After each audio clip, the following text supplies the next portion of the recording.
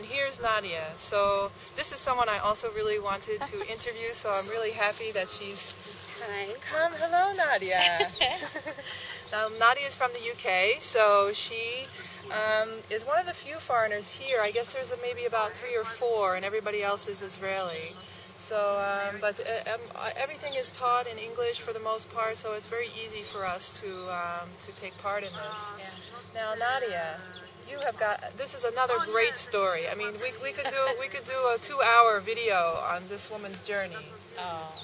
She's very inspiring, and she's an expert, by the way. If you don't know who this woman is, she's got certifications and everything. She showed me her business card last night, and there were so many things: acupuncture, herbalist, I don't even know what else. A lot of things on this. Detox expert, green smoothie classes, working with women in the UK. She's writing a book. She's doing a master's program. I mean, I don't know when she has time to sleep. I think she doesn't know when she has time to sleep, too. That's why I'm here.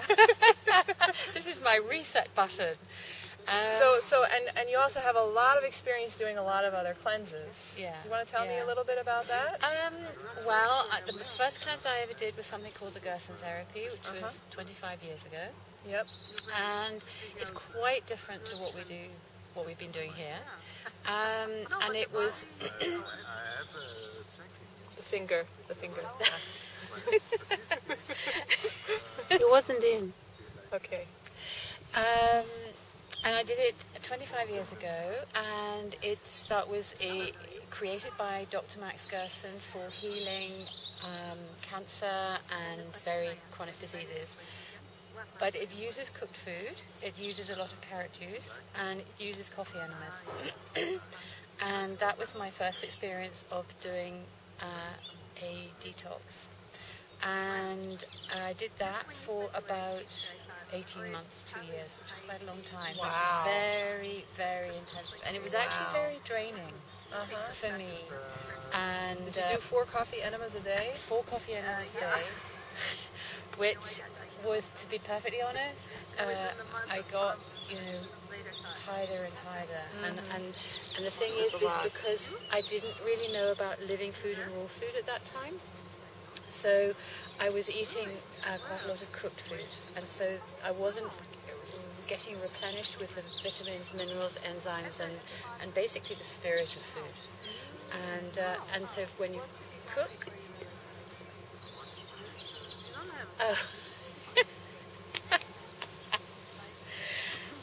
Ask her why did you do? Oh, sorry. sorry. Never mind. We have too many people trying to interview this woman. Sorry, I thought it was a battery dying situation. All right. The question behind the camera was, why did I do the Gerson therapy? I will say why I did the Gerson therapy is because I was diagnosed with cervical cancer. Every member of my family has had cancer, more or less. And not everybody died of it, but most of them died of it. And so I always felt that I was going to get cancer one day, and but you don't actually think that you really are going to.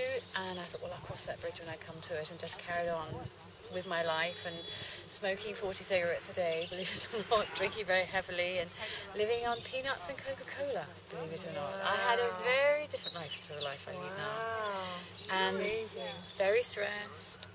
And so it was inevitable that my body couldn't sustain that diet, lifestyle, and everything that goes with it. So I was diagnosed with cervical cancer.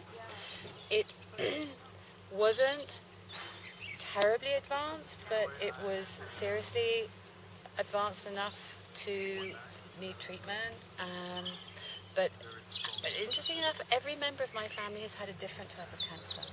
My grandmother had breast cancer. My grandfather had lung cancer.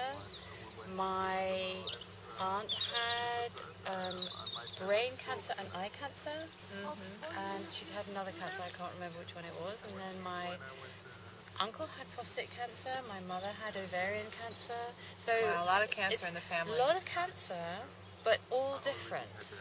But the interesting thing is, and you told me this yourself the other day, is that you not only did you move forward with the physical healing, but you also invested a lot of time in the emotional and spiritual healing.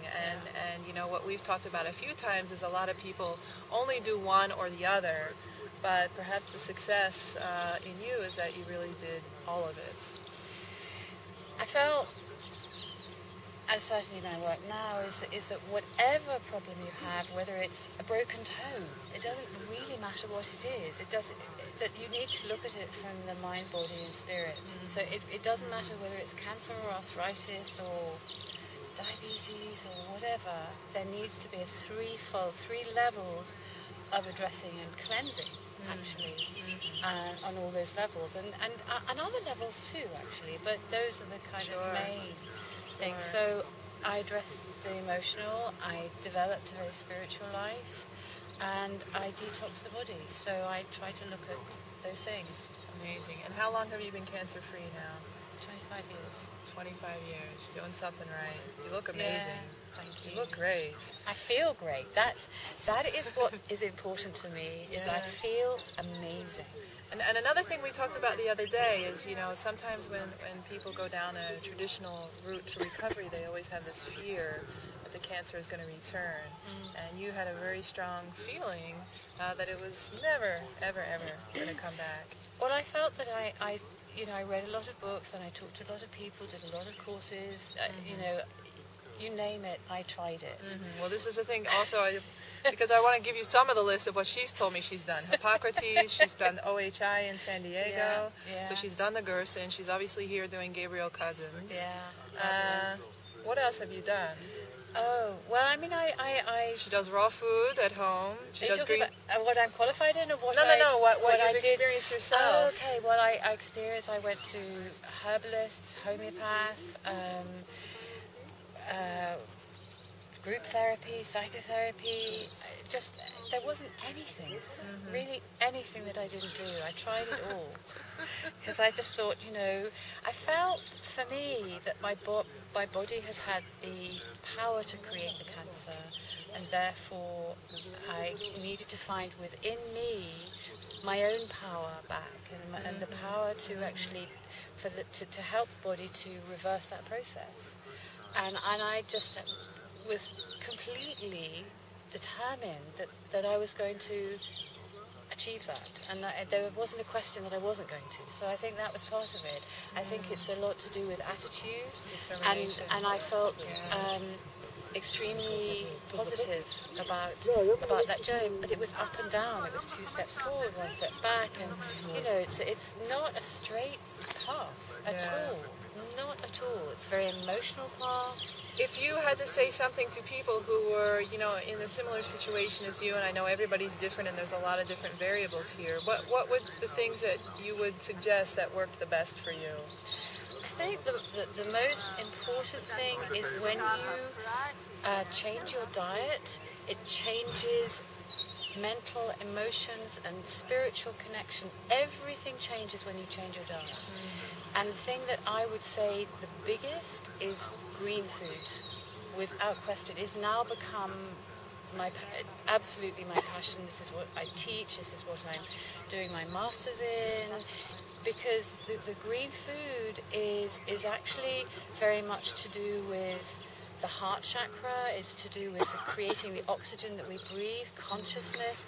It embodies the essence of life, and there's so much more I could say about it, but basically to really start having every day green juices and green smoothies, even if nothing else changes in the diet. It doesn't matter if you still eat your fish and chips and everything else, which sounds an odd thing for me to say, but the important thing is start the day with green food, and believe it or not, things just change without you even realizing. People, my patients, I don't say anything about them cutting out anything, not even alcohol, nothing, because the green juices and the green smoothies, first thing in the morning, they help to balance blood sugar levels, help to balance the mood, they help to somehow or another, very subtly, take away sugar addictions and feelings of needing to have unhealthy foods, and gradually find yourself eating healthier and healthier foods, and you just Totally change. It's that simple. It is Totally that simple. It's so I've heard her simple. say so many times, I've heard her say to people, I have 1 liter of green juice every morning. I think I've heard you say that about 5, 6, 7 times. I'm like, oh, there's Nadia over there. I know that it's you. Yeah. But it's working. I mean, look at you. You Oh, look yeah. healthy. Yeah. She's very, very knowledgeable. I mean, to be in a program like this, I don't think I've ever met anybody as knowledgeable as you participating that's so sweet. in a program. So you never know. Like, you know, you come here to do a detox. You've never done it before, and you might have someone like her who's really an expert for 25 years sitting next to you doing it. Someone that you can learn from. It's a great experience. But you know, one thing I do want to say is that I made a mistake when I started on this path, and the mistake was that I thought that I knew it all, and I went charging off and forgot to carry on with it. Yeah. And I think, and I also sort of forgot my spiritual connection, you know, that had given me my life back. Oh, good And I point. think that was quite, you know, and if you don't on a daily basis reconnect with yourself, with the earth, with everything, you're then living in your ego, and when you do that, you trip yourself up. For sure. And so it's a daily practice, and you know, I feel just as unknowledgeable as everybody else today, you know, in the sense that every day is a new day, and I don't know how to explain it, but the more I know, the more I realize the less I know. Does that make sense? Completely. And, you know, a lot of people here when they meet me and they say, oh, who are you? What do you do? And I tell them, and they say to me, well, what are you doing here? You don't need to be here. And I say to them, but, you know, I'm always trying to evolve and grow and learn, too. And certainly certain things that Gabriel and Shanti are doing are things that I don't normally do on a daily basis. And even here on day 5, I've already learned so much from them. So I think it is important to keep that ego in check and know that we can all be each other's teachers. Absolutely. Sure. And we all learn from each other the whole time. It's not, you know, I know more than somebody else. Absolutely. I don't. It's not about that. Absolutely. We all come here as equals, completely as equals, and we've all got histories, and we all know more than other people about different subjects, and for sure, everybody's an equal. For sure, completely. And even the wonderful woman behind the camera today, she's my roommate. She's got a great story too. If she's willing to share, we might film her another day because I know she's anxious. I promised her I'd do something for her this afternoon. But I'd like to end the clip if we can remember how to do our ohms from yoga, because when I film Shanti later, she's the expert. But can we remember how to do it? This is what we learned in our tree yoga class this morning with Shanti. So we do the. Remember? I wasn't in. Oh, she wasn't there. I had to do it by myself. But you teach me what she did. I'm a terrible student. Did anyone take the yoga class today? You want to do the ohms with us? At the end, anyone want to do the ohms? The 3 ohms? No, will you teach me? I'm really bad at it. Okay, so it's like, om. Wait. Okay, I'm stuck. You're not supposed to be stuck in the om. That's the first thing she told us. Shanti, I'm so sorry. I was really trying. Okay, no, then we do something like this. I did that wrong, but it looked good. And then something like this, and then something like this. That's right. That looks right. Okay, that was okay. And then again, but the other side. So I'm trying. Okay, I'm learning. Maybe you should get Shanti to show it on. I will. And then something like this, and then the hard. Those were the easy ones, by the way. And then the hard one is and then something like this, and then we do this, and then we come down, and that's the hard part. Then we do this thing, which is really not easy, and it's not even doing it right.